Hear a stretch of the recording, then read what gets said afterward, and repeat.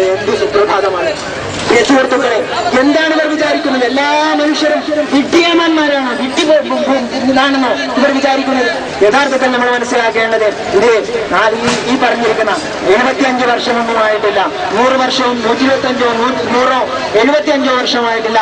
1954 ഈ മാലിന്യ കേന്ദ്രം സ്ഥാപിച്ചത് എന്നാണ് 99 കേരള ഹൈക്കോടതി വിധിയിൽ പറഞ്ഞിരിക്കുന്നത്. 99 കേരള ഹൈക്കോടതിയുടെ വിധിയിൽ പറഞ്ഞിരിക്കുന്നത് 1954 ഈ മാലിന്യ കേന്ദ്രം സ്ഥാപിച്ചത് എന്നാണ്. 1954 സ്ഥാപിച്ച മാലിന്യ കേന്ദ്രത്തിനെതിരായിട്ട് 1957 58 തന്നെ ഞങ്ങൾ സമരവും ആരംഭിച്ചിട്ടുണ്ട്. എന്നിട്ടും ഇവർ ഇന്നും പറഞ്ഞുകൊണ്ടിരിക്കുന്നത് അങ്ങനെ പെട്ടെന്ന് ഇത് മാറ്റാൻ സാധിക്കുമോ? പെട്ടെന്ന് മാറ്റൂല, ഒരു കാലവും മാറ്റില്ല. മാറ്റണമെങ്കിൽ എന്ത് വേണം? പൊതുജനം രംഗത്തിറങ്ങണം. അത് ഞങ്ങൾക്ക് കൃത്യമായിട്ട് ബോധ്യമായി.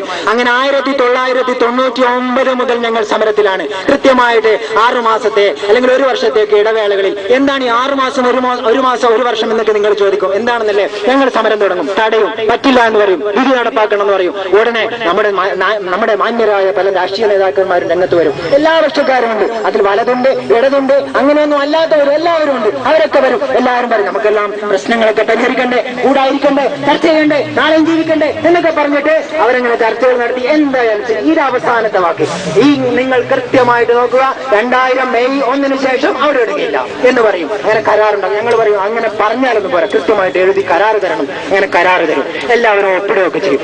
6 മാസം കഴിഞ്ഞിട്ട് വേണ്ടി ആയിട്ടില്ല, ഇനി ഒരു 6 മാസം കൂടെ വേണം, ഇനി ഒരു 6 മാസം. ഇതാണ് ഇവർക്ക് ആകെ ചർച്ചകൾ. ഞങ്ങളെ കുറിച്ച് കാര്യമായിട്ട് പറയുന്നത് ഇവർ ചർച്ചയ്ക്ക് തയ്യാറല്ല. പോസ്റ്ററിൽ കാണുവാൻ സാധിക്കും, കുട്ടിച്ചോറാക്കാൻ ശ്രമിക്കുകയാണ്. ഇവർ ഒത്തുതീർപ്പിന് തയ്യാറല്ല, ചർച്ചയ്ക്ക്. എന്താണ് ഇവരുടെ ഒത്തുതീർപ്പ് എന്നല്ലേ?